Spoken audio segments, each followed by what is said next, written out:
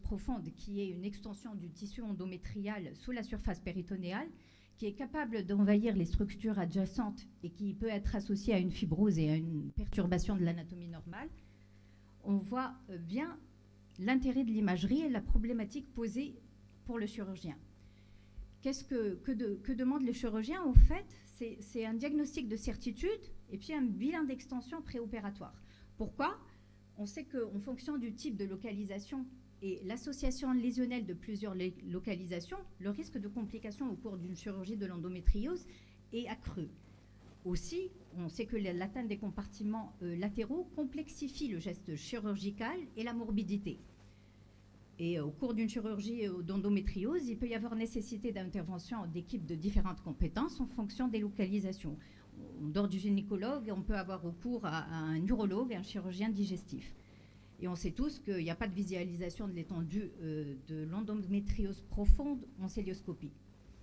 Donc l'imagerie, elle est là pour répondre à ces questions et faire le diagnostic de certitude grâce au couple échographie et IRM, et surtout pour faire un bilan d'extension grâce à l'IRM qui doit être exhaustif. Je vous sors ici un papier qui a été récemment publié en octobre 2023 de Romain et Hall qui explique que l'absence de description exhaustive conduit à des chirurgies répétées et donc un risque accru de complications et a un impact sur la fertilité. Donc l'imagerie doit faire un bilan d'extension avec une description exhaustive pour aider le chirurgien à une planification chirurgicale et à anticiper au besoin une équipe chirurgicale multidisciplinaire. Donc, en plus du diagnostic de certitude et de bilan d'extension préopératoire, il y a eu récemment beaucoup de travaux et de publications qui ont permis d'établir des classifications IRM pour prédire le risque de complications et mieux informer ainsi le chirurgien lors du bilan préopératoire. Les équipes de Dr Thomasin Nagara avaient établi une classification, c'est la classification de l'indice d'endométriose pelvienne profonde, classification DPEI. Cette classification est validée par la Société d'imagerie de la femme française. Et cette classification permet de prédire, à partir d'un score, le risque de complications lors d'une chirurgie d'endométriose. On va essayer de voir ensemble, étape par étape, ce qu'on retient de cette classification. D'abord, il y a eu un premier consensus concernant la délimitation des compartiments du pelvis. Initialement, l'étude de l'endométriose concernait tout ce qui est cavité centrale.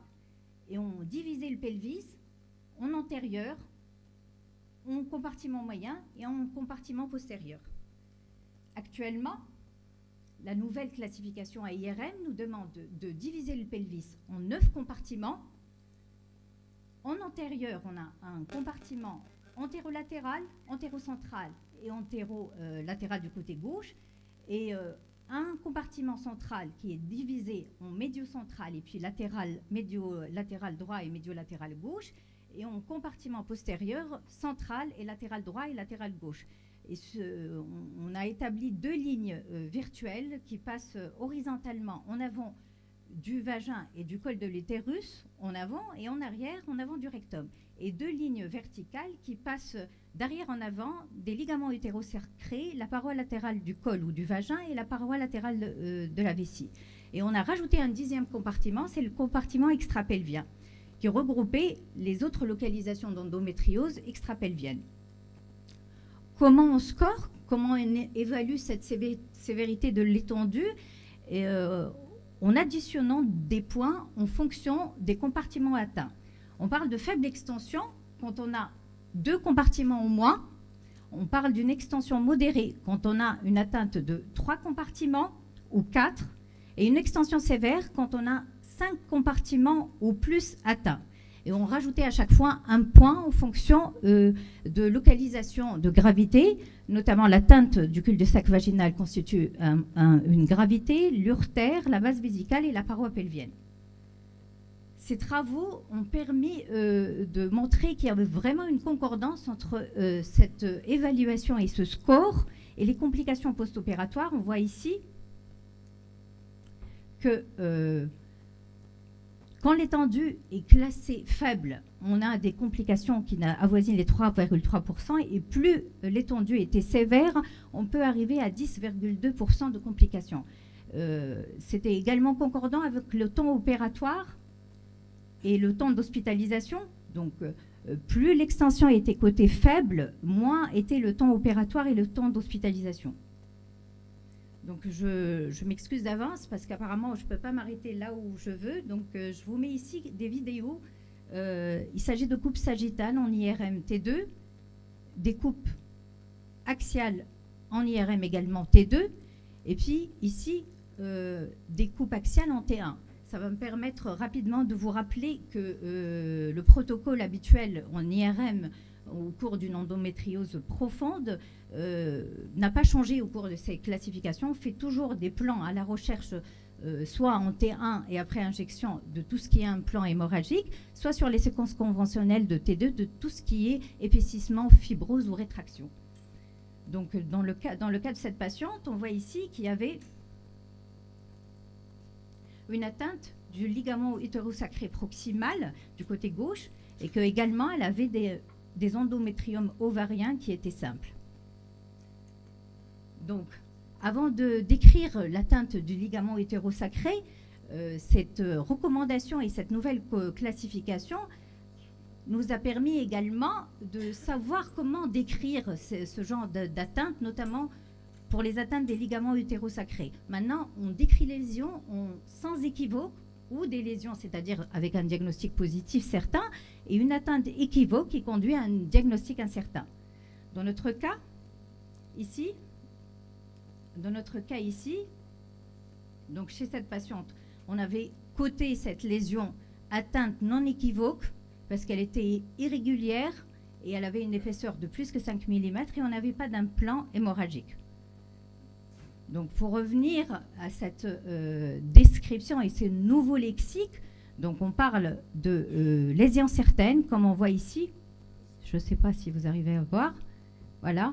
Quand il y a des lésions rétractiles, épaissies, on voit ici, on arrive à voir que l'épaississement il dépasse les 5 mm. Et je ne sais pas si vous arrivez à voir, il y a des implants hémorragiques.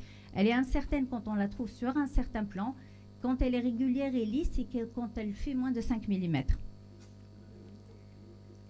Donc, pourquoi j'insiste sur cette atteinte du torus et des ligaments utérosacrés? Parce que ça pose toujours un problème pour les chirurgiens.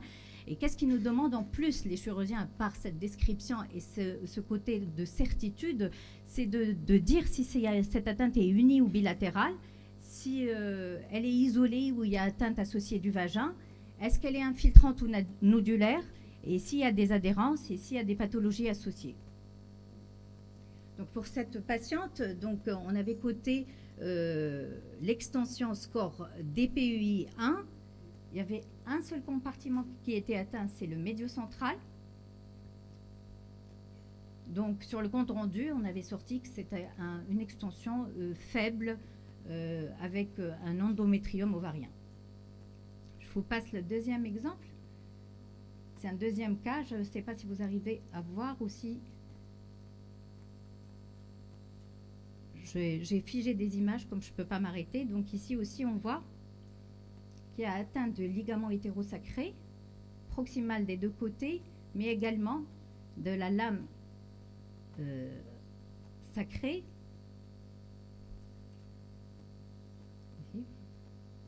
Ici, on avait l'atteinte du torus, des ligaments hétérosacrés proximaux, de la lame sacro-rectale droite. Il y avait une atteinte pelvienne.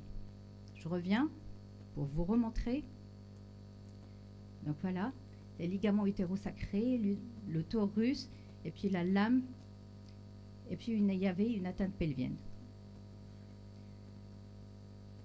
Donc cette patiente a été cotée score DPEI 2 avec atteinte de deux compartiments, le médiocentral et le compartiment postéro-latéral du côté droit.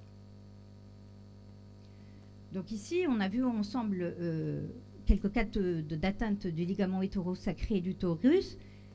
Le compartiment médiocentral qui intéresse le chirurgien comporte aussi le fornix vaginal postérieur, le septum recto-vaginal Et puis l'adénomiose externe. On va essayer de voir ensemble. Ici, on a un cas d'atteinte du mésorectum antérieur. Je ne vais pas faire démarrer les vidéos, je vais directement aller aux plaques résumées. Donc ici, atteinte du mésorectum antérieur, là aussi, et puis ici aussi. Donc, toujours chez cette patiente, le score est coté à 1 parce on a une atteinte d'un seul compartiment central. Je vous montre rapidement pour le compartiment médiocentral, l'atteinte du fornix vaginal postérieur. Ce que nous demande le chirurgien, c'est de préciser la position, l'épaisseur, la longueur et le degré de la circonférence. Ici aussi, je ne sais pas si vous arrivez à voir rapidement, mais sur l'image figée, on voit ici qu'il y a une adénomiose externe antérieure. Et sur notre compte rendu aussi, on précise le siège de cette adénomiose, son épaisseur, et puis un élément à fournir, c'est la distance par rapport à la cavité utérine. Pourquoi je vous en parle? Parce que en fonction de cette distance, l'extension est classée en modérée si elle est limitée au myomètre externe ou sévère si elle va vers la zone jonctionnelle. Pour le cul-de-sac vaginal postérieur, pour le cul-de-sac vaginal et la cloison recto-vaginale, ici je vous montre quelques images d'un plan hémorragique ou alors de zones d'épaississement. Et ce que nous demande le chirurgien, c'est de préciser la taille, l'épaisseur, la localisation surtout tiers moyen, inférieur, supérieur et la latéralisation. Et de préciser en plus s'il y a une atteinte digestive ou une atteinte du paravagin. On va passer maintenant au compartiment antérocentral. Rapidement, je vais vous parler du ligament rond proximal qui peut être atteint sous forme d'un épaississement nodulaire ou toujours une rétraction et on cherche toujours des implants hémorragiques. Mais je vais m'attarder sur la vessie. Ce que nous demande le chirurgien, c'est de toujours préciser la hauteur du nodule, le diamètre de la vessie atteint, la localisation au niveau de la vessie et s'il y a une infiltration urétérale à côté. Et aussi de préciser s'il y a une adénomiose associée. Ici, la vidéo ne marche pas, mais ici on voit qu'il y avait une atteinte de la paroi vésicale et que cette atteinte, elle touchait le dôme antérieur. Et c'est très important de préciser la localisation parce que, comme on venait de voir tout à l'heure, il y a 3 emplacements différents. Il y a le dôme antérieur, il y a la poche vésico-utérine, il y a la base et l'atteinte de la base constitue un score, un critère de gravité et fait augmenter le score. Pour le compartiment postérocentral, l'atteinte du rectum, elle pose toujours un problème et c'est cette atteinte-là qu'il faut la détailler. Ce que nous demande le chirurgien, c'est de préciser l'hauteur, l'épaisseur et le diamètre, la localisation par rapport aux éleveurs de l'anus, si l'atteinte est unique ou multiple, s'il y a une atteinte vaginale associée et s'il y a une atteinte du mésorectum. Et ceci pour planifier le type de chirurgie et pour savoir si on fait juste une résection et si on a recours à un chirurgien digestif. Ici, en cas d'atteinte du mésorectum et du rectum, on nous demande de voir et de préciser la localisation par rapport au rectum. Donc si on est à la jonction recto-sigmoïdienne, si on est au niveau du haut rectum, du moyen rectum ou du bas rectum, et ceci par rapport à la localisation par rapport au canal anal. Également, on nous demande de bien préciser le siège en circonférence et puis l'extension dans la paroi. On va passer maintenant aux atteintes des compartiments latéraux. Le compartiment latéral, que ce soit du côté droit ou gauche, est divisé en antérieur, en moyen et en postérieur. Et pour le compartiment antérolatéral, ce qui nous intéresse, c'est de rechercher, c'est des checklists qu'on essaye de faire, c'est de rechercher des épaississements ou des irrégularités ou des implants hémorragiques. Ici, on voit le ligament rang qui est épaissi, qui est siège d'implant hémorragique. Toujours dans les compartiments latéraux, le compartiment médial, l'atteinte du paramètre doit être précisée. Ici, on voit de part et d'autre, à droite et à gauche et en postérieur, une lésion fibreuse, spiculée. Ici aussi, un cas d'une patiente avec une lésion latéralisée. On devine ici qu'elle englobe l'urtère. Pour l'urtère, donc, il faut préciser aussi si l'atteinte englobe l'urtère sur sa totalité. Et on parle de degrés, est-ce qu'elle englobe sur 90, 180, 360 degrés, la longueur de l'atteinte de l'urtère impliquée, et puis la jonction par rapport à la distance par rapport à la jonction urétéro-vésicale. Ici aussi, un cas où on vous montre l'artère qui est complètement englobée, en plus des signes indirects des circulations collatérales. Pour les compartiments médiolatéraux, toujours une atteinte infiltrante. Ici, on voit qu'elle atteigne la paroi pelvienne et qu'elle englobe les vaisseaux iliaques. Ici, comme on a vu tout à l'heure, une atteinte des ligaments hétérosacrés distaux. Ici, la lame sacro-rectale. Et puis ici, encore ligament hétérosacré. Et ici, une atteinte latérale qui englobe les racines nerveuses. Un cas aussi de la littérature qui montre une importante atteinte type fibrose rétractile qui englobe les racines nerveuses. On va passer maintenant au compartiment extrapelvien.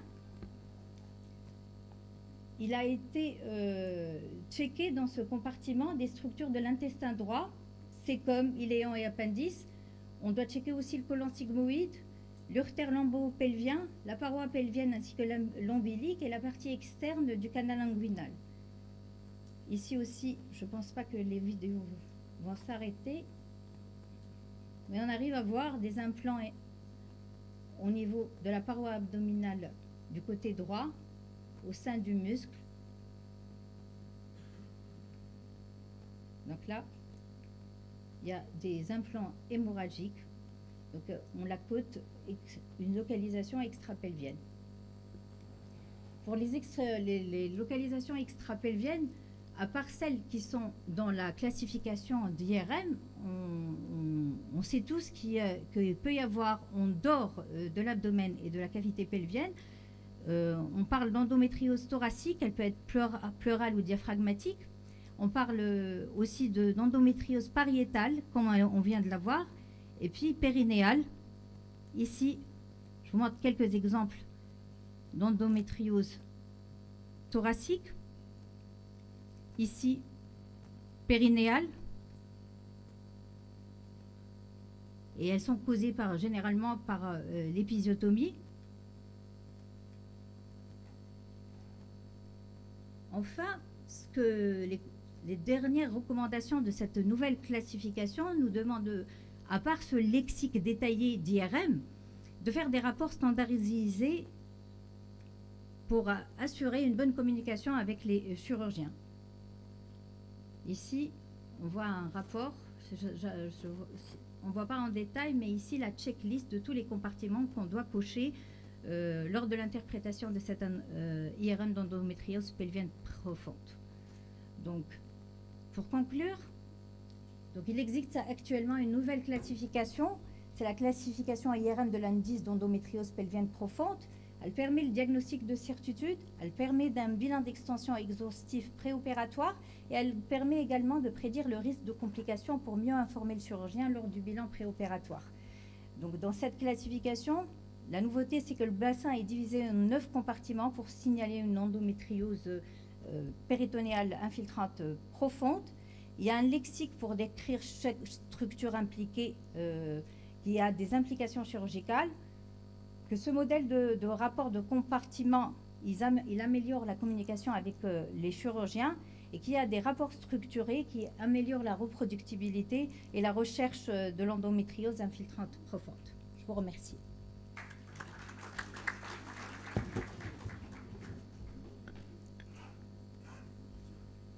Merci beaucoup, Dr Hamzaoui, pour cet exposé qui est très didactique. Alors, est-ce qu'il y a des questions dans la salle?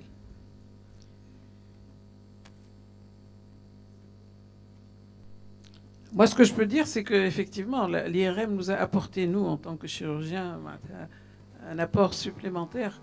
Avant, on opérait les endométrioses sans aucun document qui nous prouve que c'était vraiment une endométriose profonde. C'est facile quand c'est péritonéal, quand c'est ovarien, mais les autres étaient très difficiles. Je me rappelle lorsqu'on avait fait les journées scientifiques au centre de maternité avec feu docteur Ourkabi, on avait eu un cas d'endométriose profonde qui nous avait posé énormément de problèmes et qui s'était compliqué par la suite. Donc je pense qu'on ne peut aborder maintenant un acte chirurgical pour une suspicion d'endométriose que si nous avons une IRM.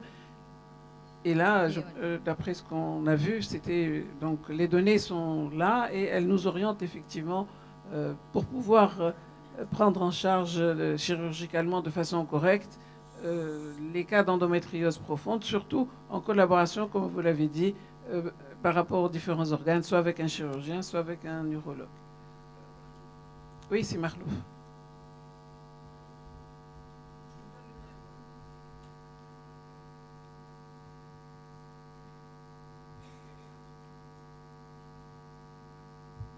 Dr Zakraoui, pour cette excellente communication. Moi, je voudrais vous poser la question sur le plan pratique.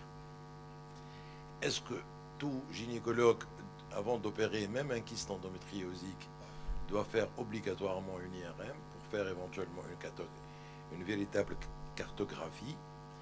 Et puis, dans les lésions endométriosiques, on peut faire une simple échographie parce que l'échographie peut montrer par un échographiste entraîné la présence de l'atteinte du compartiment antérieur, postérieur, là où le gros problème, c'est l'atteinte du paramètre, c'est l'atteinte latérale, ou alors là, c'est très difficile, et c'est là où éventuellement on aura des complications.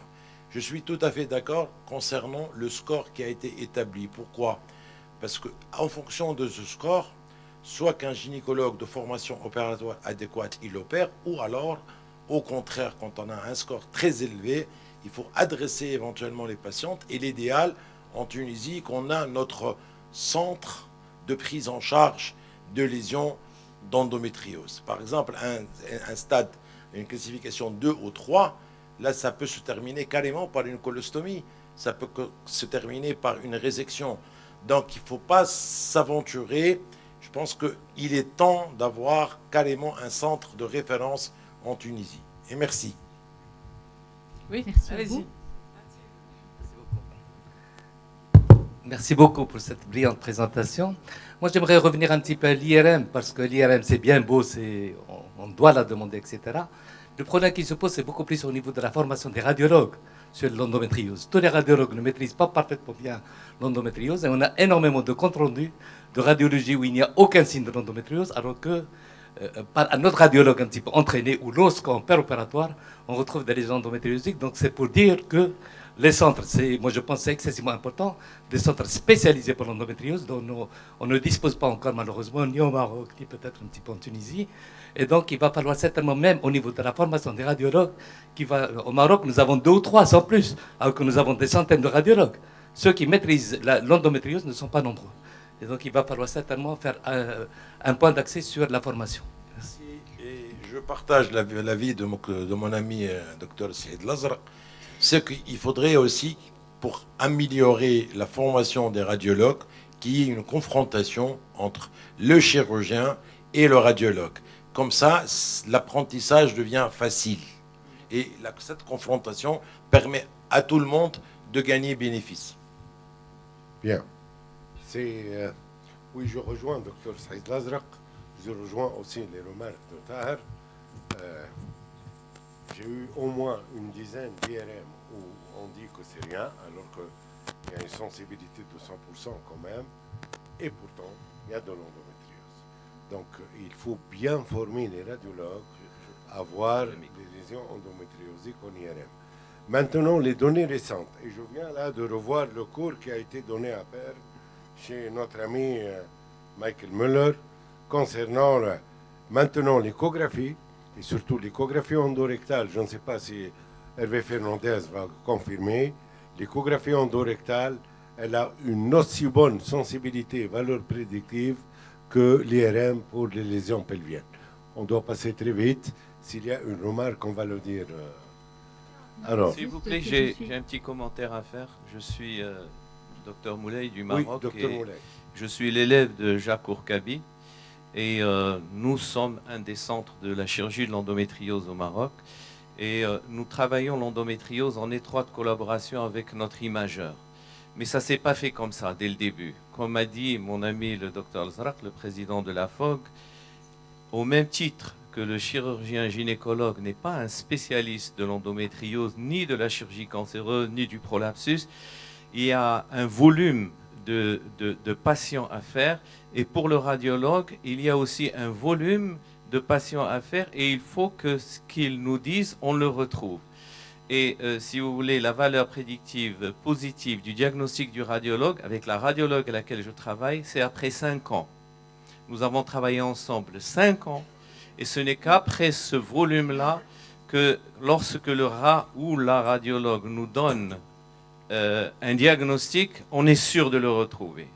Et donc je pense qu'au même titre que le gynécologue doit se spécialiser dans la chirurgie extensive de l'endométriose, paramétriale, utérosacrée, digestive, etc., au même titre que le radiologue doit se spécialiser dans l'imagerie de l'endométriose, qui est une discipline à part entière.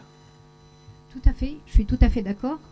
Et c'est pour ça qu'il y a eu ces nouvelles recommandations concernant le lexique commun et les comptes rendus structurés. C'est comme ça, il y a des checklists à vérifier, ça améliore la reproductibilité. C'est un problème qui est posé même ailleurs. Actuellement, il commence en France à avoir des filières d'endométriose. Je suis d'accord qu'il faut faire des centres de référence et qu'il y a des courbes d'apprentissage. Et je suis d'accord aussi sur l'intérêt de l'échographie. Et actuellement, il y a beaucoup de travaux qui comparent l'échographie à l'IRM et qui combinent les deux. Au fait, 2 examens sont plus performants et surtout avec l'échographie de fusion. Actuellement, on peut fusionner l'IRM à l'échographie et on est plus performant. Donc, je suis tout à fait d'accord. Hein. Une question, s'il vous plaît. Donc, on comprend qu'il y a des faux négatifs dans l'IRM, dans le diagnostic de l'endométriose, c'est-à-dire il y a des lésions qui ne sont pas détectables ou ils n'ont pas été bien identifiées sur l'IRM. Mais il y a des faux positifs, oui ou non? Normalement, l'imagerie de l'endométrium en IRM, elle est normalement spécifique.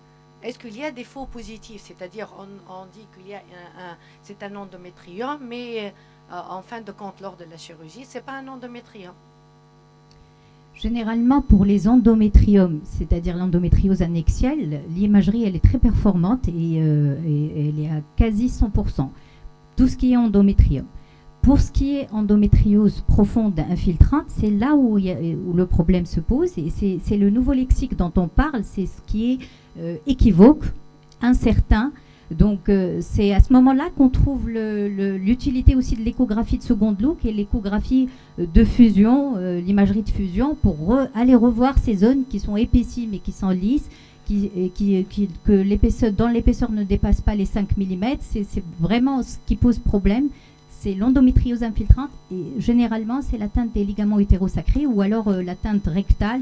On fait des imageries par échographie dynamique pour voir le glissement.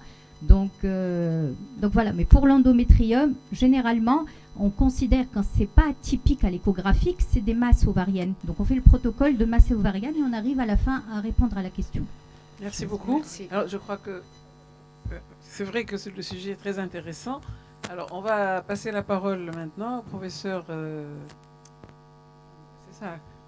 Hervé Fernandez, qui va nous parler, lui, de l'adénomiose, qui est un sujet aussi très difficile par rapport à la fertilité et hors fertilité. Bonjour, monsieur. Merci, bonjour.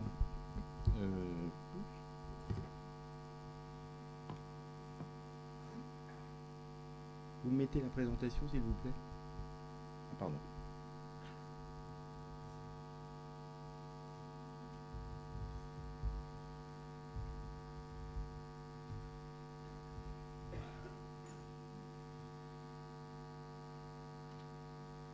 Si vous avez des questions, on peut commencer comme ça. Hein.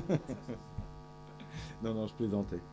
Bien, ravi d'être avec vous. On m'a demandé de parler de la stratégie chirurgicale devant l'adénomiose, quand et pour qui sont les vraies questions. Et puis là, vous voyez l'effigie de Rokitansky qui a décrit pour la première fois cette pathologie.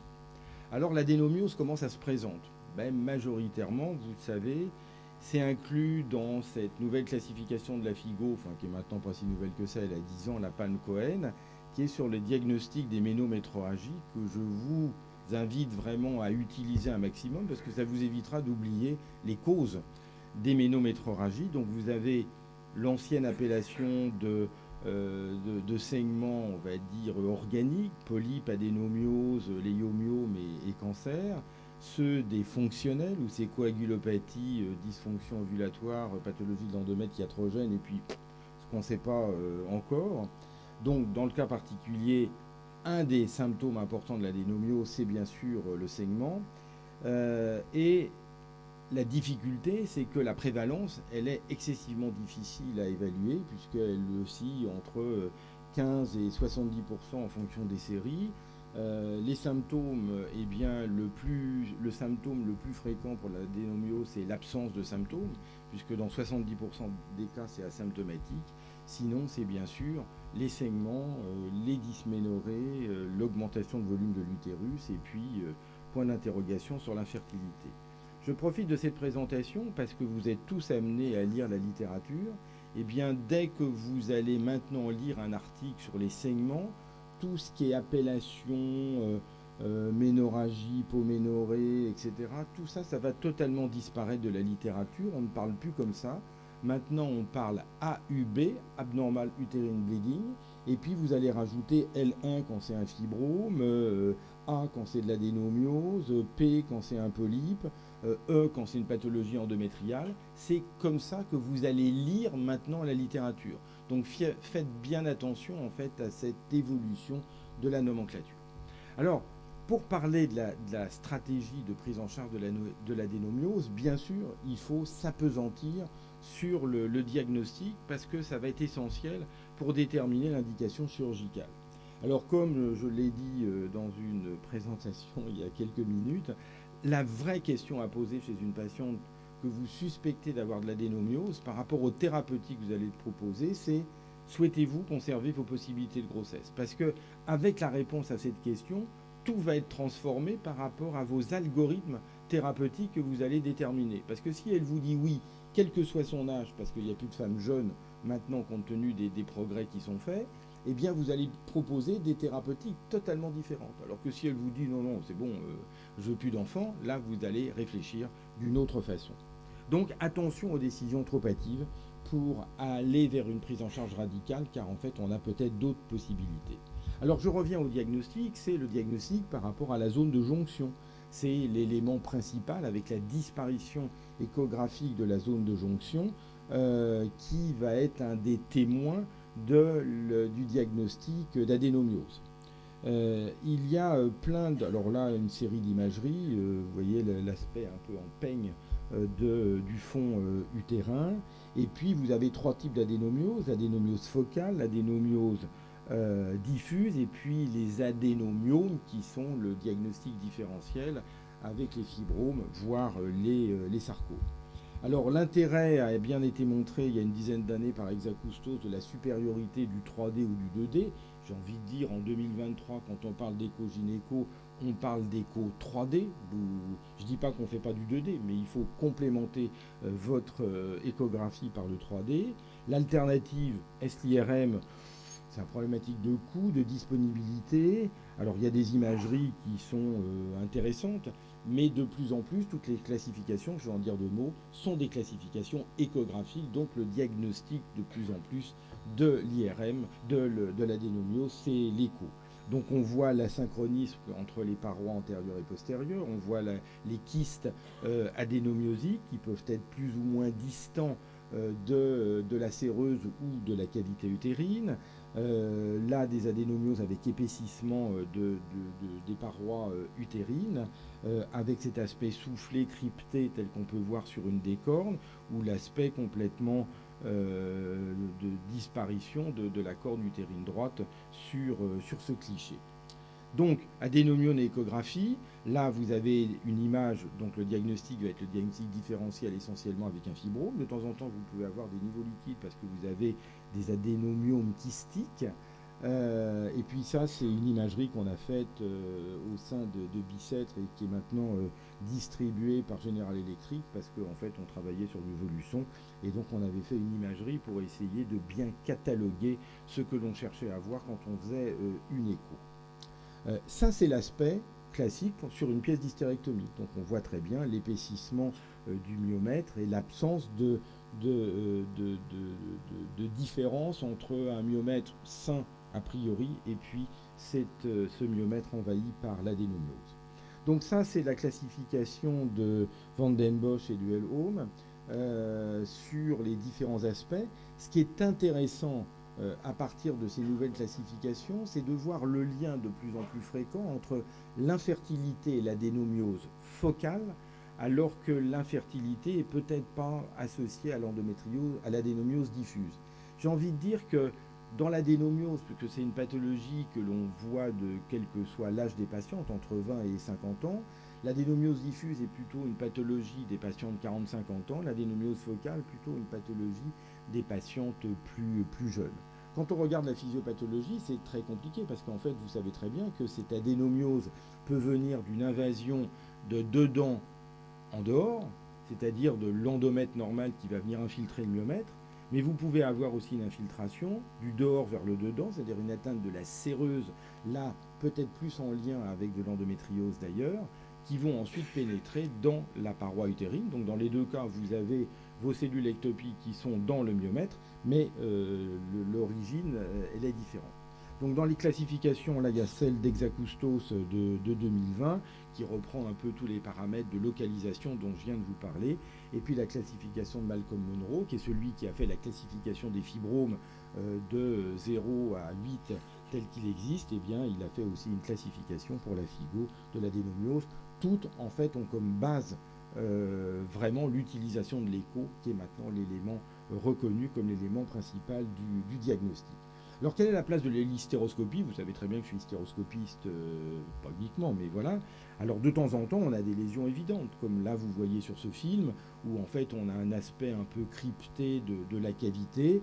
Eh bien, ça, c'est de l'adénomiose. Il n'empêche que dans la majorité des cas, bon là on peut voir aussi d'autres aspects de crypte, donc quand vous voyez ça, vous dites oui c'est de l'adénomiose.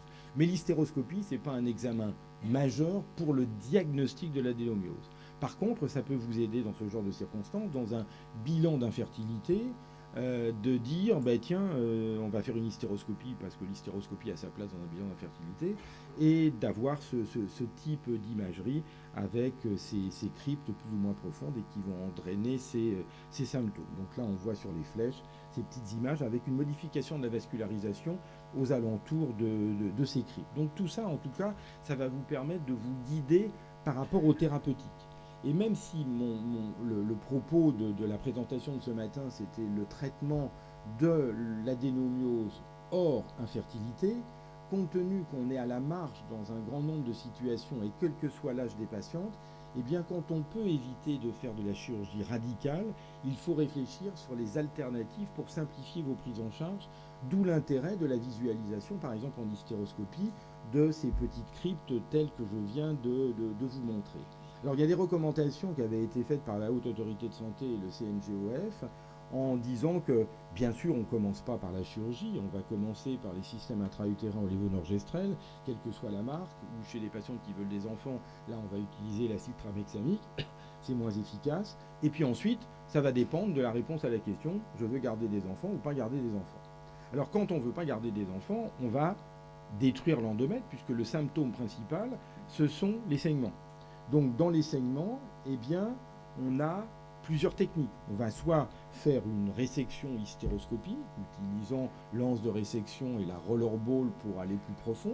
Je vous rappelle que la définition de l'adénomiose superficielle, c'est une adénomiose qui va jusqu'à 12 mm, ou utiliser les différentes énergies que vont vous donner ces techniques de deuxième génération, qui sont soit des ballons intracavitaires, soit de l'eau chaude à 80 degrés dans la cavité utérine, soit de la radiofréquence, qui est le plus utilisé, soit de la cryothérapie, soit du laser. L'intérêt de ces techniques, c'est que tous dans la salle, vous êtes aussi compétents que moi qui fait ce genre de technique depuis 1993. Pourquoi ? Parce que je vous montre 2 fois et tout le monde aura exactement les mêmes résultats. Donc en fait, on fait disparaître le niveau de compétence pour améliorer l'efficacité des traitements, puisque ce genre de traitement dans l'adénomiose, c'est entre 80 et 90% de succès.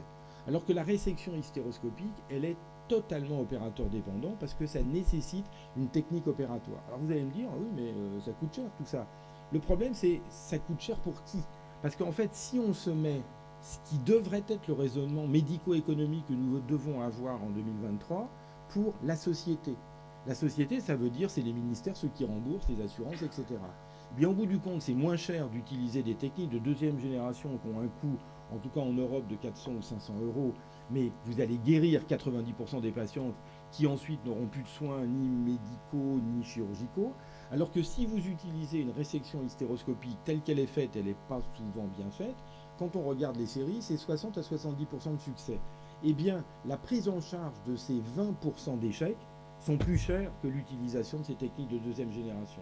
Donc en fait, la réflexion médico-économique des coûts, en fait, c'est une réflexion globale par rapport aux sociétés, et c'est le rôle des gynécologues d'aller dans nos ministères, qui sont ceux qui détiennent en fait le côté financier, pour avoir ces discussions pour essayer d'utiliser telle ou telle technique. Alors, le plus utilisé, c'est le NovaSure, vous voyez tel que c'est. Là, c'est des études qui ont été faites. L'essentiel, c'est qu'on a une profondeur qui va jusqu'à 10 à 12 mm de destruction et une efficacité qui persiste dans le temps. Alors, il y a des études qui ont été faites première contre deuxième génération, et bien c'est toujours en faveur de la deuxième génération parce que c'est pas dépendant de la compétence du chirurgien. Donc, nombreuses techniques, peu d'évaluation.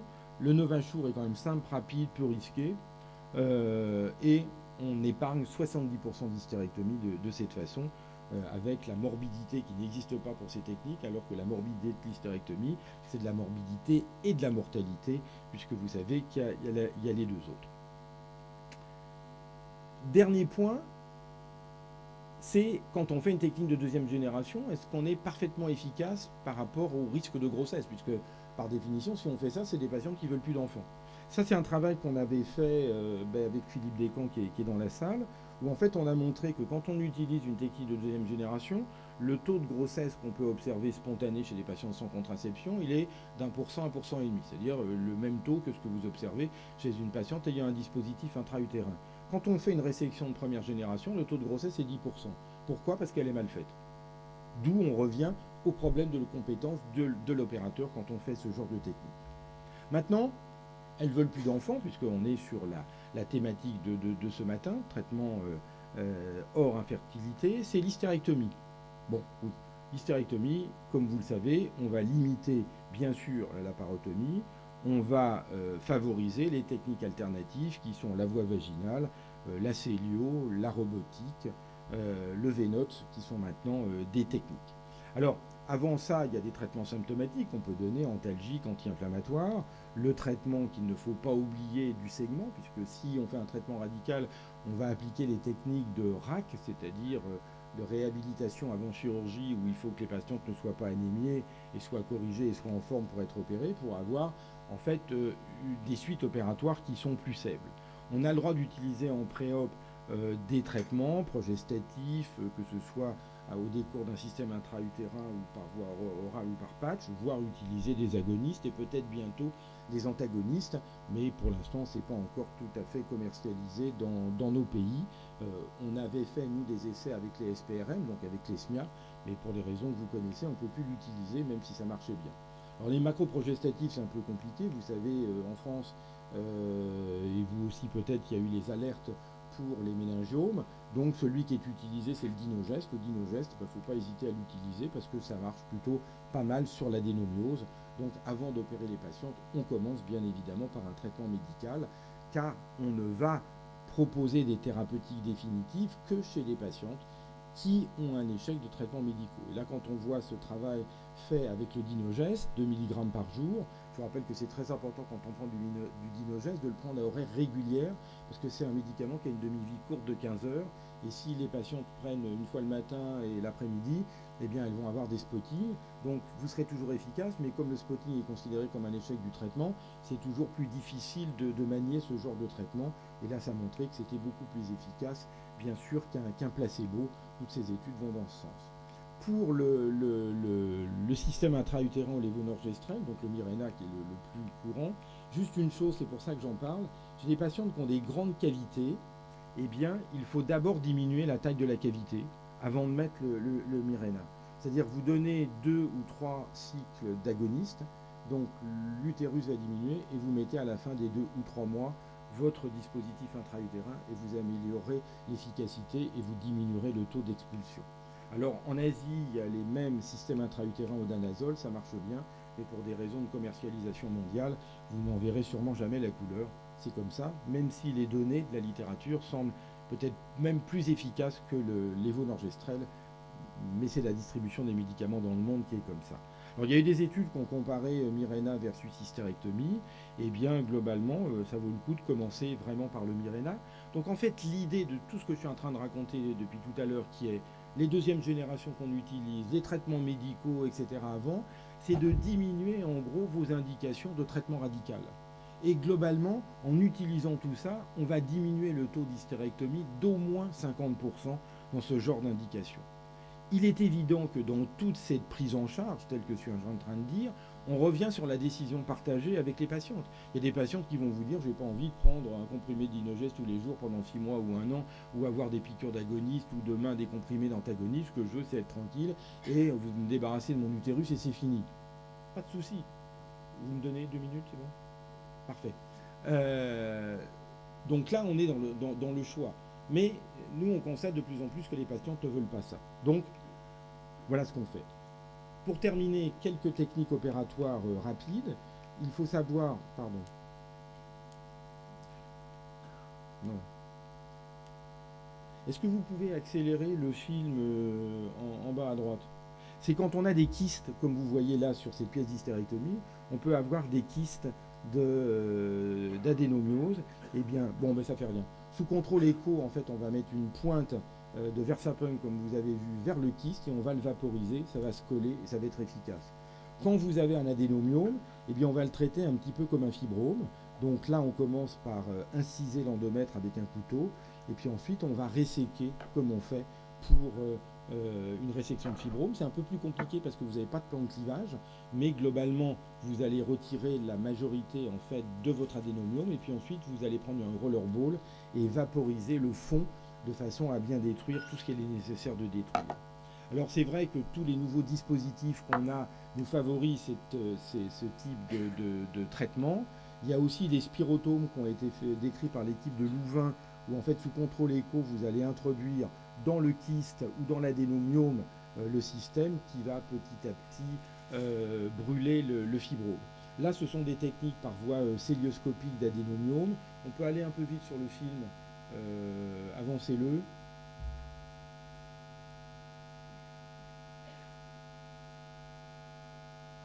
Bon, on ne peut pas avancer le film.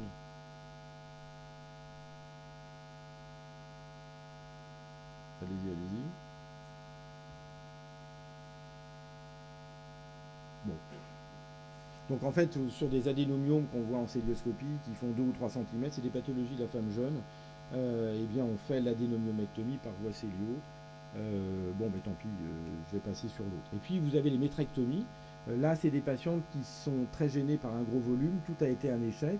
Eh bien, en dernier recours, on peut faire ce genre de chirurgie. Faites partir le film, s'il vous plaît. Où là, en fait, c'est des techniques sur des utérus qui sont énormes, que l'on va couper en deux Là, vous voyez sur l'aspect IRM. Et globalement, on va désépaissir la paroi de la cavité. Donc là, on fait la technique du tourniquet pour que ça saigne un petit peu moins. Et donc, on va couper complètement l'utérus en deux jusqu'à la cavité et on va complètement désépaissir l'intérieur en fait de cet utérus pour retirer le myomètre. On fait ce qu'on appelle une métrectomie. Donc cette technique a été un petit peu redéveloppée par Osada au Japon. En Corée et au Japon, ils ont beaucoup d'adénomiose. Donc ça paraît un peu barbare, mais on a des résultats qui sont intéressants puisqu'il y a 25% de grossesse spontanée après ce genre de traitement. On est vraiment dans des situations de dernier recours, hein. On ne fait pas ça de première intention.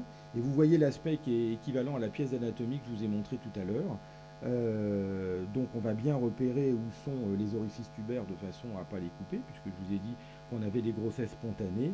Et ensuite, on va gentiment désépaissir avec un ciseau, avec un bistouri froid sur cette paroi. Je vais juste vous montrer le début avec le ciseau froid. Là, on repère les orifices tubaires avec une pince de Bengoléa, c'est tout simple. Des deux côtés, il faut avoir ce repère dans la vision quand on opère. Puis vous voyez ensuite, avec un bistouri froid tout simple, compte tenu du tourniquet, ça ne saigne pas. Et donc on va désépaissir, puis ensuite il faudra reconstruire cet utérus. Globalement, on attend 3 à 4 mois de faire un contrôle écho et un contrôle hystéro pour être certain que c'est bien cicatrisé. Et après, les patients ont le feu vert pour être enceintes. Donc la fertilité après métrectomie, il y a 25% de grossesse. Alors, il y a plein d'alternatives non chirurgicales qui peuvent être l'embolisation chez les patientes qui ne veulent pas d'enfants. Là, je passe vite.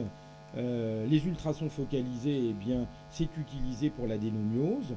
Là aussi, c'est une bonne indication et vous allez avoir une présentation. Et puis, il y a aussi, et le NICE en a mis les recommandations, et la radiofréquence, eh bien, elle est aussi utilisable dans le traitement des adénomiomes. Donc on n'est pas obligé d'aller vers la chirurgie radicale. Cette radiofréquence peut être faite soit par voie bipolaire avec 3 aiguilles, soit par voie monopolaire sous contrôle écho, tel que vous voyez sur ce schéma et que j'ai montré préalablement dans une autre séquence. Donc pour conclure, le traitement, on ne traite que les patientes symptomatiques, donc 1 sur 3. On tient compte des symptômes, du désir de grossesse et puis de la profondeur de l'adénomiose. Donc pour toutes ces limites à l'innovation, eh bien, faut avoir des nouvelles techniques, bien réfléchir sur le côté médico-économique. Et ces nouvelles techniques, au bout du compte, elles seront rentables pour la société en ayant moins de morbidité pour les patientes. Et comme on le dit fréquemment, eh bien, une personne qui n'a jamais commis d'erreur n'a jamais innové. Il faut de toute façon évaluer toutes ces innovations. Je vous remercie de votre attention. Merci. Merci, professeur Hernandez.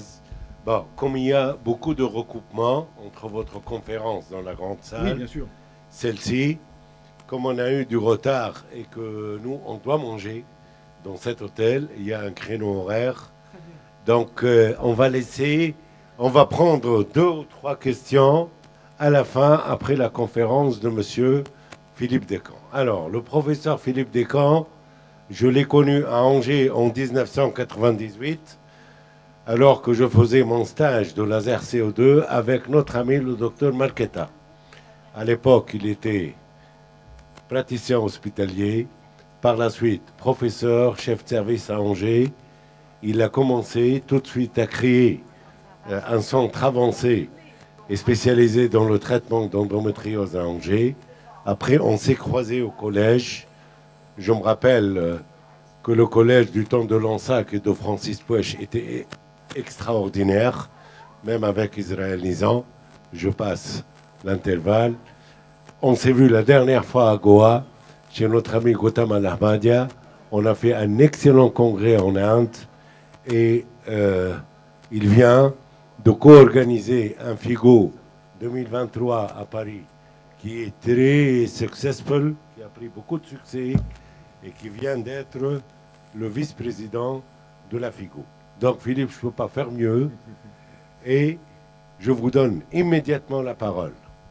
Merci, Président. Merci beaucoup pour cette introduction si chaleureuse et amicale. Et je partage tout ce qui a été dit, bien sûr, et j'en suis très, très honoré.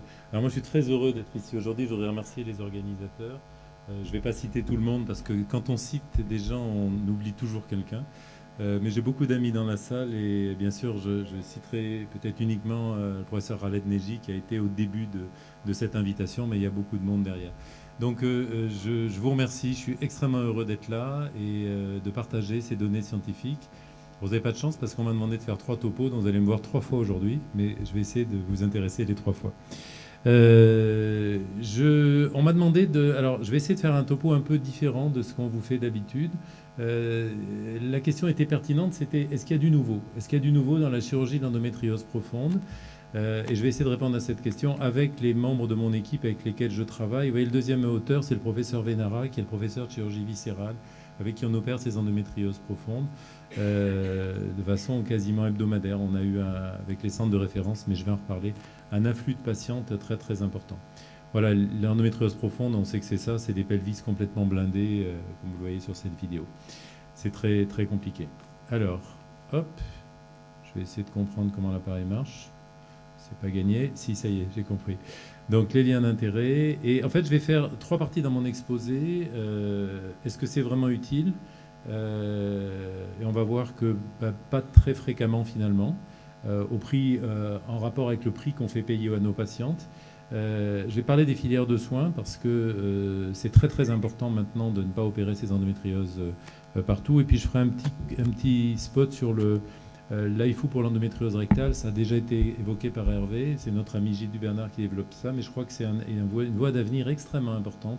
Et là aussi, comme l'a dit Hervé tout à l'heure, il est fort possible qu'on diminue beaucoup nos indications chirurgicales. Et puis Khaled m'a demandé de faire un tout petit topo sur le test HPV parce que c'est quelque chose d'extrêmement nouveau. J'ai eu la chance de participer à cette aventure et je crois que c'est important. C'était pas dans le contrat, mais c'est important d'en dire un mot. Je dirais un mot très très rapide. Alors, est-ce que c'est vraiment utile, cette chirurgie d'endométriose? C'est que les chirurgiens, on est tous très contents quand on opère, on est tous très fiers de nous, ça va très bien.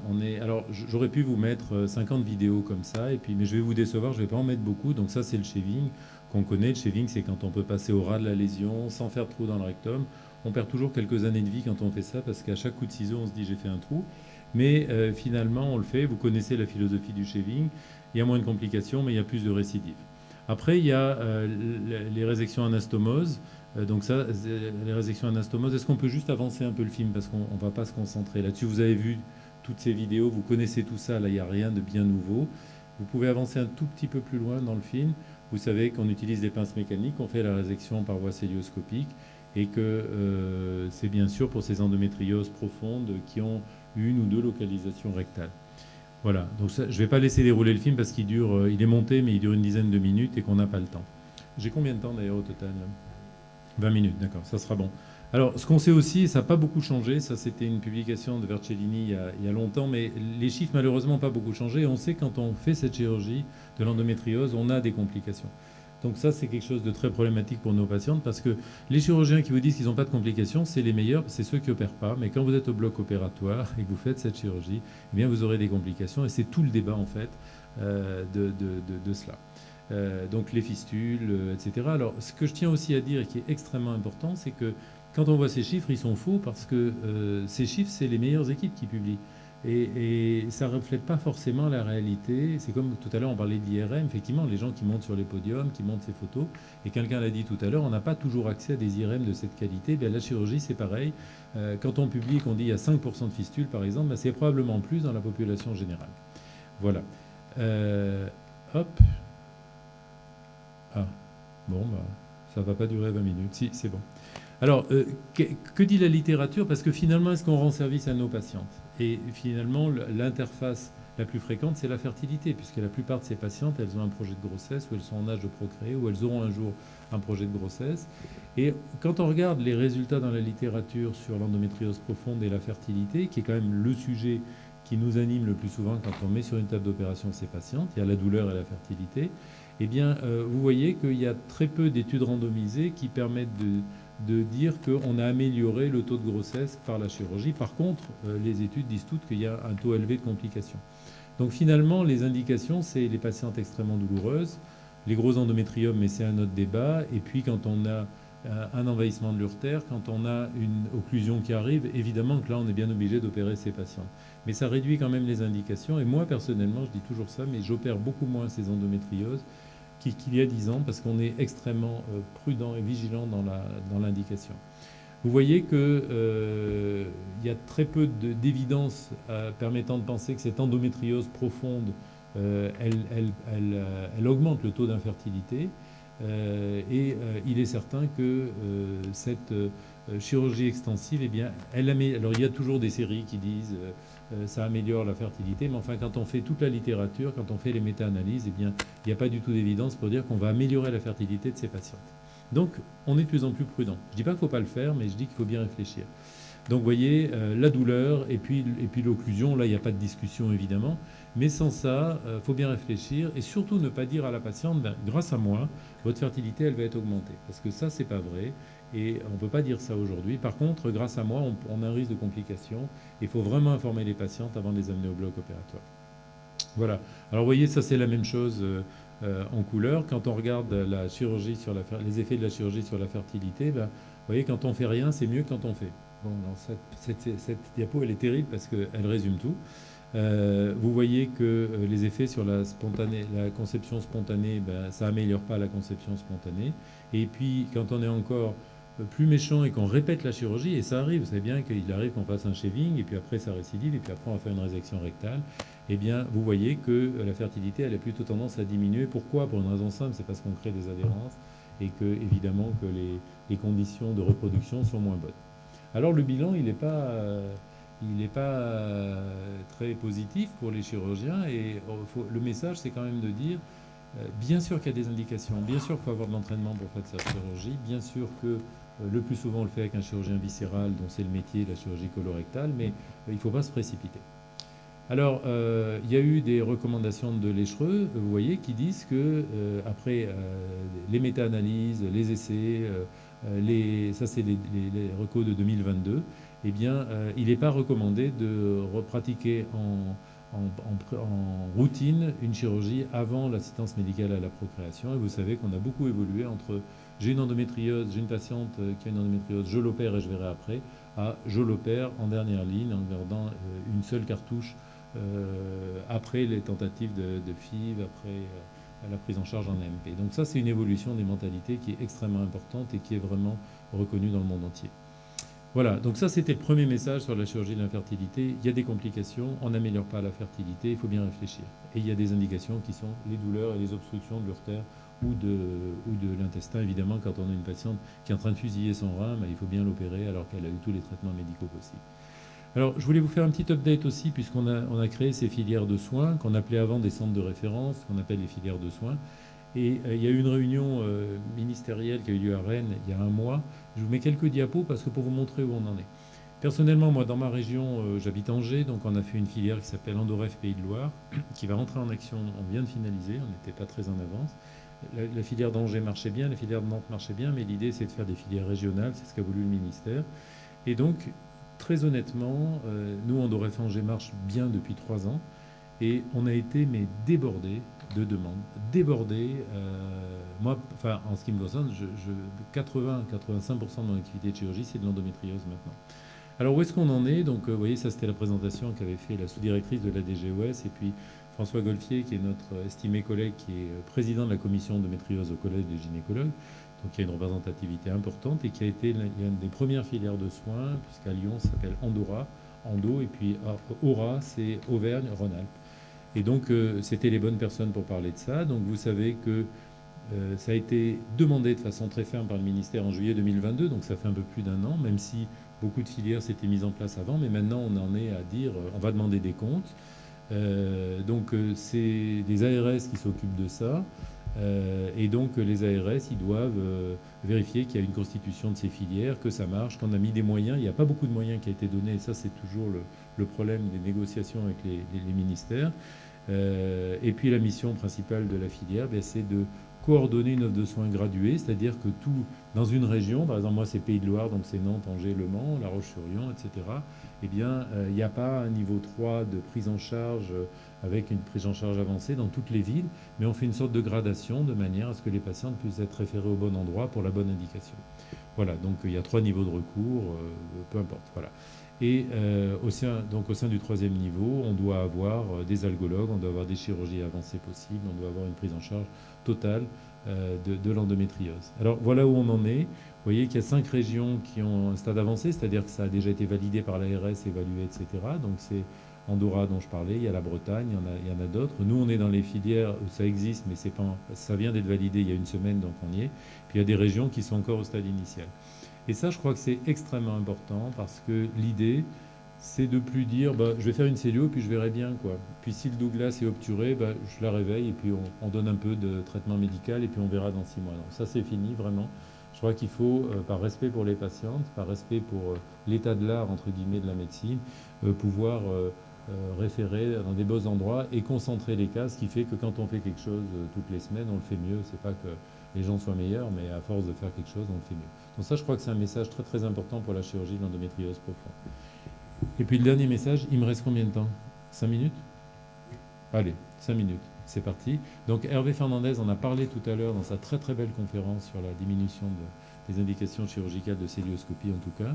Et donc ça, c'est une étude effectivement à laquelle on a participé en multicentrique avec Julie Bernard, qui est le pionnier de cette technique, qui est l'endométriose rectale traitée par l'IFU. Donc ça, c'est les résultats les plus récents. Ça, c'est l'appareil. Les principes de l'IFU, c'est de la cavitation. Il y a 2 faisceaux d'ultrasons qui se rencontrent. Je vais parler cet après-midi de l'IFU pour les fibromes, qui est une autre machine, qui est une machine chinoise. Là, c'est une machine française qu'on appelle Focal One. Et donc, l'idée, c'est de détruire la lésion. Donc ça, c'est la sonde. Vous avez vu cette photo dans la conférence d'Hervé tout à l'heure. Et c'est parti d'une expérimentation qui a été faite à Lyon en 2015-2018. Il y a eu 20 cas, ça a bien marché. Donc il y a eu l'idée de faire une étude multicentrique donc avec Bordeaux, Angers, Kremlin-Bicêtre et Lyon. Et puis là maintenant, on a encore étendu le nombre de centres.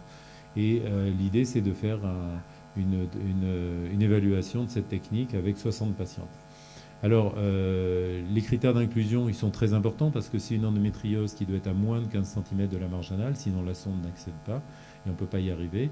Il faut qu'il y ait une seule localisation et qu'il n'y ait pas eu de chirurgie avant. Si vous avez fait un shaving, vous ne pouvez pas les inclure dans ce protocole. Voilà. Bon, ça, c'est les IRM avant. On n'a pas trop le temps. Évidemment, la plupart de ces patientes avaient une deuxième localisation, que ce soit au niveau de l'utérosacré, du vagin, des ovaires. Et le volume médian, c'était 3 cc pour les nodules. Donc en gros, c'est des nodules rectaux isolés à moins de 15 cm de la marge anale chez les patientes non opérées. Bon, le petit film, pardon, oups, hop. Est-ce que vous pouvez me lancer la petite vidéo là? Est-ce que tout le monde était dans la salle tout à l'heure, dans la grande salle? Oui. On passe alors, vous l'avez vu, hein, vous avez vu l'installation de la sonde. Après, pas tout le monde, vous n'étiez pas là. Alors là, si la chairwoman n'était pas là, on est obligé. Non, mais il dure 1 minute ce film. Voilà l'appareil. Ah ben non, ça a passé. Oula. Voilà, on relance le film. Il dure 1 minute. Hein. Voilà, donc la sonde, elle est relativement volumineuse. La patiente est en anesthésie générale. Nous, on les garde une nuit parce qu'on aime bien contrôler, mais ça pourra vraisemblablement, avec l'évolution des technologies, se faire en ambulatoire. On insère la sonde et on est au contact du nodule. En fait, là, le message, c'est que moi, je pense que les gens qui doivent faire ça sont des chirurgiens qui connaissent l'échographie. Moi, j'ai la chance d'avoir dans mon équipe Guillaume Legendre, qui a été formé chez Hervé Fernandez et qui est un excellent échographiste, excellent chirurgien. Donc, c'est un regard qui est un petit peu différent. Et donc, on repère la lésion, on va faire une cartographie de la lésion, c'est-à-dire qu'on va mettre un petit liseré autour, et puis après, on appuie sur un bouton, et c'est l'appareil qui va délivrer les ultrasons pour détruire la lésion. Donc, voilà le plan de traitement. Vous voyez, le nodule est là, il a été circonscrit par le curseur, et donc, on appuie sur le bouton, et ça va détruire la lésion, et c'est l'appareil, voilà, vous voyez, le shooting, c'est l'appareil qui fait le calcul des doses et de la durée. Ça dure moins d'une demi-heure au total pour tout faire, c'est-à-dire introduire la sonde, faire le repérage, etc. Alors, ça marche bien.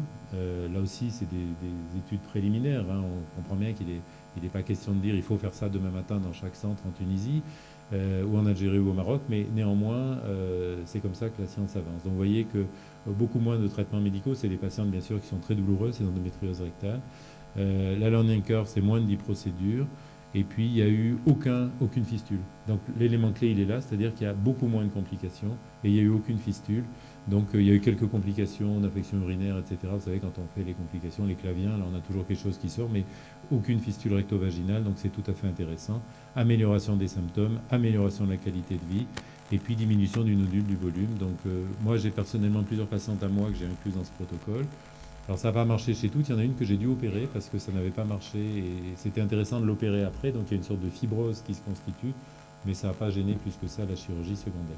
Voilà, donc c'est une piste intéressante. Il y a un papier qui va sortir qui est comparaison entre l'AIFU et la chirurgie, et puis il y aura le papier de cette série de 60 patientes. C'est bien sûr intéressant économiquement parce que les patientes, c'est en ambulatoire.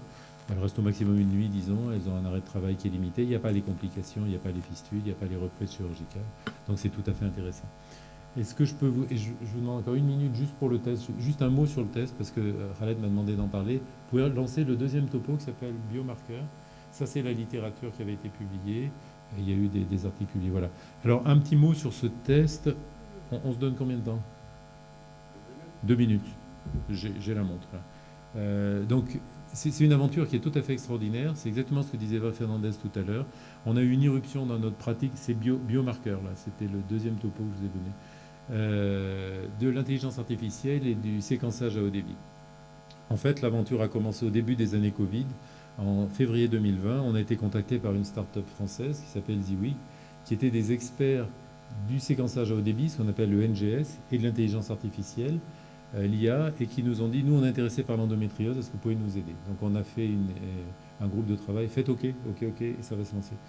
On a fait un groupe de travail avec une équipe de Lyon de François Golfier, une équipe de Paris de Sofiane Bentifala, et on a dit, bon, on va voir. Nous on ne savait pas, on ne connaissait rien d'intelligence artificielle, et on a dit, écoutez, pourquoi pas, on va voir, et vous allez voir que les résultats sont incroyables. Alors le rationnel, c'est que vous savez qu'on met du temps à diagnostiquer l'endométriose, on met au moins 7 ans dans toutes les publications, que les patientes ont plusieurs consultations, on voit plusieurs gynécologues et que c'est catastrophique parce que pendant ces 7 ans, elles ont mal et que les lésions évoluent. Hop. Ah. Il ne veut plus. Si, voilà. Donc il y a eu un très bel article dans New England qui explique pourquoi. Pourquoi? Parce qu'il n'y a pas de biomarqueur et qu'on n'est pas très bon. Les symptômes, ils ne sont pas très... Les dysménorrhées, les dyspareunies, oui, mais enfin c'est quand même fréquent en gynécologie. Donc c'est pas très simple d'avoir un diagnostic rapide. Oups. Je ne sais pas pourquoi. Il ne veut plus. Vous pouvez me passer à la suivante, peut-être? Il ne répond plus, il n'y a peut-être plus de pile. Hop, ça marche. Voilà, dans les recommandations de Léchereux, ils disent que si on a une IRM normale, c'est pas pour ça qu'il n'y a pas d'endométriose. Dans la recommandation de Léchereux, ils disent que si on a une cellio avec des biopsies normales, c'est pas pour ça qu'il n'y a pas d'endométriose. Et vous voyez, quand on regarde les sensibilités de spécificité de tout ce qu'on avait jusqu'à présent, eh bien, ce n'est pas satisfaisant assez. C'est-à-dire que même quand on fait une cellulodiagnostic et qu'on fait des biopsies, on ne peut pas être certain qu'on a biopsié au bon endroit et qu'on n'a pas le diagnostic d'endométriose. Donc les Léchereux, ils disent, en 2022, il n'y a pas de biomarqueur. Pourquoi? Parce que quand on est Léchereux et qu'on publie en février 2022, eh bien, l'analyse de la littérature s'est arrêtée à fin 2020, et donc on a toujours un peu de retard. Alors, qu'est-ce que c'est que cette histoire de micro-ARN? Alors, c'est un chirurgien qui vous parle, je ne suis pas du tout un immunologiste, j'y connaissais rien il y a 3 ans, donc je ne fais pas le malin. Les micro-ARN, c'est un biomarqueur fondamental pour permettre la translation entre l'ARN messager et la protéine. Et en fait, il semble que dans l'endométriose, ces micro-ARN soient atteints, mais pas que l'endométriose. Et donc je vous rappelle quand même que le vaccin contre le Covid, qui a sauvé des millions de vies, il a été fait en 40 jours par Moderna à Boston. Et pourquoi il a été fait en 40 jours? Grâce à l'intelligence artificielle et au séquençage à haut débit. Là, c'est pareil, je vais vous montrer. Donc, c'est très compliqué. Vous voyez que les micro-ARN, ils s'intègrent dans une famille de petits ARN non codants, mais qu'il y en a beaucoup d'autres et qu'on est au début d'une aventure, parce que peut-être que dans 5 ans, on sera là ensemble à parler des pi-ARN, des SN-ARN. Enfin, c'est quelque chose qui débute, c'est une aventure qui débute. Et donc, on a d'abord fait une étude sur le sang, puis sur la salive. Et là, on a fait une étude de validation qui a été publiée dans le New England Journal au mois de juin. Et donc, sur 2600 micro-ARN qui ont été retirés par l'intelligence artificielle et le NGS, on en a 109 qui sont une signature de l'endométriose. C'est-à-dire que les femmes endométriosiques, souffrant d'endométriose, ont des micro-ARN différents. Et ça a donc été validé. On a fait une étude plus importante avec 1000 patientes qui va être publiée prochainement. Donc, désolé, hein. Il ne veut pas. Vous pouvez me le faire avancer, je suis désolé. Bon, un mauvais fluide. C'est peut-être la pile, ouais. Voilà, avancez. On avance, parce qu'on n'a pas le temps. Je vais juste aller à la conclusion. Avancez, s'il vous plaît. Moi, il ne veut pas, il ne m'obéit plus. Vous pouvez mettre la diapo suivante, s'il vous plaît? Il est bloqué? juste la suivante.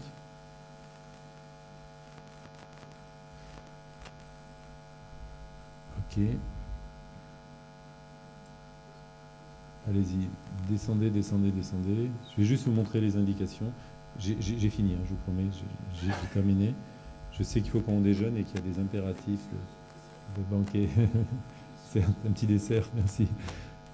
Vous pouvez mettre... non, ça avance plus. Bon, je vais vous le dire comme ça. En fait, donc on y est presque. Enfin, on y est presque. On a fait la démonstration que ce test marche. C'est un test salivaire, donc que la patiente peut faire elle-même, envoyer au laboratoire. Bien sûr, ce n'est pas n'importe quel laboratoire qui pourra faire ça. Et surtout, ce n'est pas un test de screening, c'est un test de diagnostic. Et ce test de diagnostic, il ne va pas s'adresser à toutes les patientes. Il va s'adresser... Vous voyez, quand on a une patiente, c'est la diapo que je voulais vous montrer, mais peu importe. Quand on a une patiente qui a une symptomatologie, on lui fait un interrogatoire, un examen, on va lui faire une écho, une IRM. Et là, il y a une partie des patientes où il y a quelque chose. Les très belles photos qu'on a vues tout à l'heure, allez-y, continuez, je vous dirai stop. Il y a quelque chose. Quand il y a quelque chose, pas besoin de faire le test. En fait, le test, il a un intérêt chez ces patientes, allez-y, encore.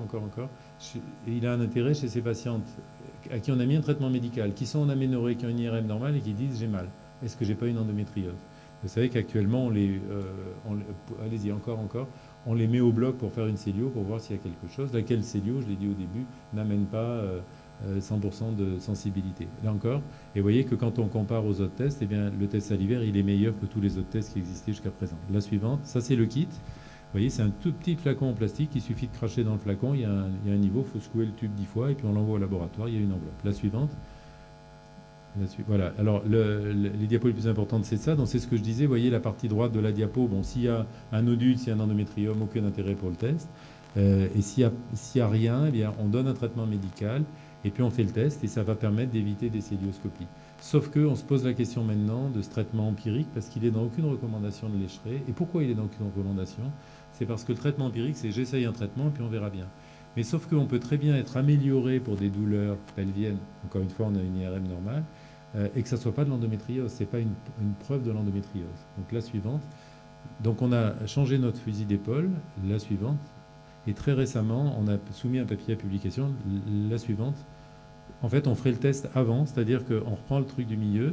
L'IRM est normal, on fait le test. Et si on a un test négatif, eh bien, on ne parle plus d'endométriose, on cherche un problème de porphyrie aiguë, on cherche un problème colique, etc.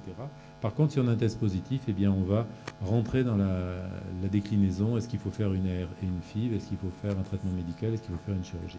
La suivante. Voilà, donc en résumé, on a des très bons chiffres. Validation externe du New England, donc là, on ne peut pas faire mieux. C'est un test diagnostique et pas un test de screening. Et la suivante. Suivante. Donc c'est un test qui est efficace, reliable. Et donc c'est le début d'une aventure. Et on a une étude qui est lancée chez les adolescentes, on a une étude qui est lancée dans la fertilité, dans l'adénomiose, dans le cancer de l'ovaire. Et Hervé, que vous avez vu tout à l'heure, coordonne une étude sur toutes les pathologies gynéco. On a eu l'idée de faire une étude en disant, quel que soit le problème, on va faire un mi-ARN et puis on va voir. On lance une ligne comme ça en haute mer et puis on voit. Alors que vous ayez un polype, une conisation pour une dysplasie, vous ayez un fibrome.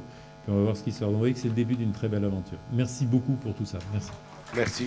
Merci, professeur Descamps. Je pense que ces 2 minutes, avec la suggestion de notre ami professeur Khaled Neji, seraient un des moments les plus forts de ce congrès. Merci beaucoup. En tant que président, parce que je vais donner 1 ou 2 questions à la salle, il ne faut pas qu'on finisse en code radis comme ça, je viens. Moi, je dirais, je reviens à vous. Je dirais que, d'après ce qu'on a compris du professeur Henri Hernandez, éviter la chirurgie au maximum et ne la laisser qu'à la fin. Et c'est la recommandation actuellement de Lécheret. Éviter la chirurgie au maximum, aller au traitement médical. Et si vous faites la chirurgie, vous la faites une seule fois et bien. D'où les centres d'excellence. 2. Moi, j'ai fait le compte entre le mois de septembre et aujourd'hui, il y a eu au moins 20 manifestations sur l'endométriose. Rien qu'en France. Une session de l'AGL à la FIGO. Horace Romain a fait un cours. Et il y a eu un autre. Rien qu'au Maroc, il y a eu à Tanger. Il y a eu à Rabat. Il y a eu...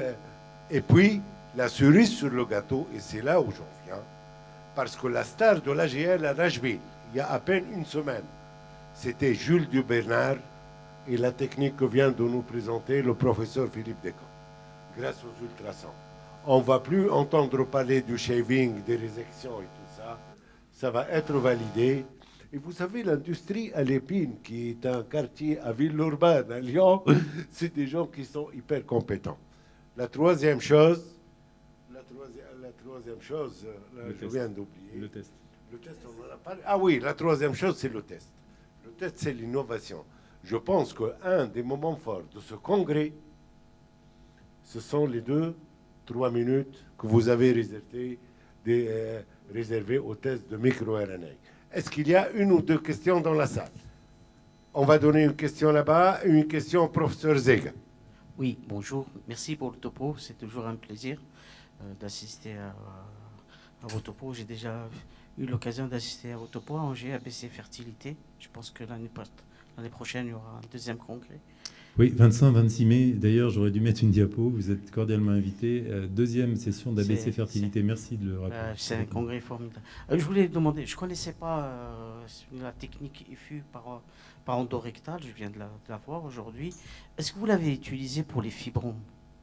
Par endorectal. Hein. Oui. Alors, très très clairement, ce que j'ai essayé d'évoquer tout à l'heure, cette technique avec le Focal One, qui est une grosse sonde qu'on met dans le rectum, c'est pour l'endométriose profonde. Pour les fibromes, c'est une autre machine dont je vais parler cet après-midi, qui est la machine de la société HIFU. La patiente est allongée, les ultrasons viennent par en dessous. Mais j'ai 20 minutes cet après-midi pour en parler. Mais ce n'est pas du tout la même chose. Il faut savoir que la société Focal One, tu as eu la chance de le rappeler, tu as eu la gentillesse de le rappeler à Villeurbanne, c'est des experts qui, depuis 20 ans, traitent des cancers de la prostate. C'est pareil, ils ne sont pas des débutants. Et puis, comme Gilles Dubernard est à Lyon, il a dit pourquoi on ne le fait pas sur l'endométriose. Mais ce n'est pas du tout la même machine.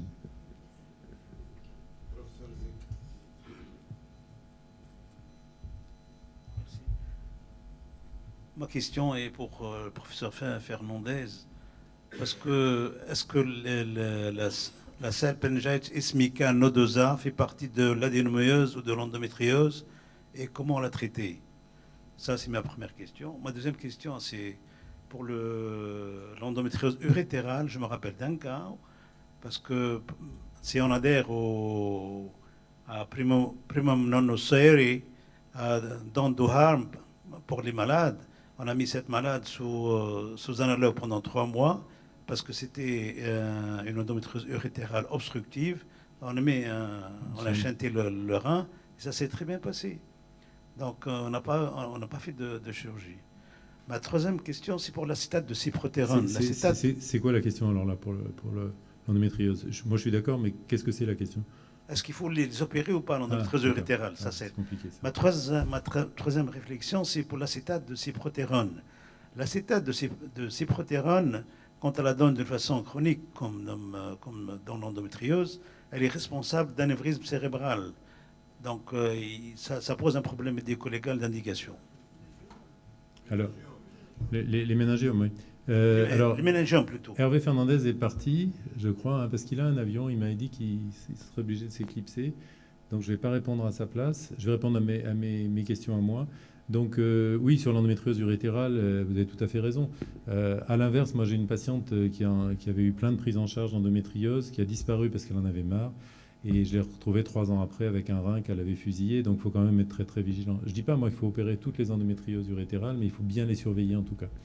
Il y en a quand même qu'on opère, on fait des réimplantations. Alors nous, on le fait avec les urologues, parce que là aussi, je pense que ce n'est pas le métier quotidien du gynécologue et que moi, j'ai aucune honte à faire appel à un collègue. Mais voilà. Et la troisième question, c'est... Alors, répétez la question alors, parce que je pensais qu'il était dans la salle, j'ai écouté une oreille distraite. Oui, bien sûr. Salpingite ismica nodosa, ou la salpingite ismique noueuse. Ah, d'accord, la salpingite ismique nodulaire. Oui. Moi, il me semble on a eu l'occasion de mettre ces malades sous analogue pendant 3 mois. Oui. On fait une hysterographie, il y a une reperméabilisation. Moi, j'ai plutôt l'impression que c'est une endométriose tubaire qu'une adénomiose. Mais alors après, on sait aussi qu'il y a des adénomiomes de la corne utérine. Donc voilà, c'est pas forcément très évident. Il faudrait voir le cas de la patiente, l'IRM, etc. D'accord, merci. Ah, le coût du test salivaire. Alors ça, c'est une excellente question. Là, j'ai pas eu le temps de le montrer, mais actuellement, parce que le test salivaire a été lancé dans plusieurs pays, dont la Suisse, il n'est pas lancé en France parce qu'on attend le remboursement et normalement, on devrait l'avoir avant Noël, donc c'est en cours. Nous, les experts médecins, on n'a pas voulu qu'il soit lancé en France parce que vous savez qu'en France, on est un pays où tout est remboursé. On ne voulait pas créer une médecine de riches et de moins riches, et que toutes les patientes puissent y avoir recours. Et donc là, c'est en cours de finalisation. Actuellement, le test, il est à 800 €. Pourquoi? Parce que donc c'est pas un test de grossesse, hein, il faut être bien clair. C'est-à-dire que c'est le médecin qui doit le prescrire. C'est fait dans un laboratoire centralisé et c'est le médecin qui doit donner les résultats, quel que soit le résultat. Parce qu'il faut quand même bien comprendre qu'on va prescrire ce test à des patientes qui ont des symptômes. Il n'est pas question de dire, par exemple, j'ai 20 ans, ma sœur, elle a 30 ans, elle est opérée d'une endométriose, je vais voir si j'en ai pas. Mais moi, je me plains de rien. Parce que si c'est ça, cette jeune femme se plaint de rien et qu'on lui trouve un test positif, c'est ce qu'on appelle l'effet nocebo. C'est-à-dire qu'on va lui mettre dans la tête un truc et après, elle va commencer à avoir mal au ventre. Si elle essaie de faire un bébé, elle risquera d'avoir des problèmes parce qu'on a un cerveau qui est puissant dans la nature humaine. Donc actuellement, évidemment que le prix du test va baisser quand il sera diffusé le plus possible.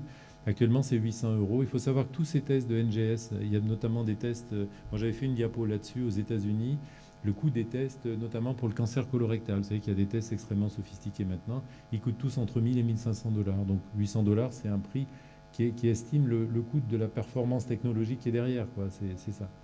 Donc c'est ça le coût actuel. Parfait. Merci, professeur.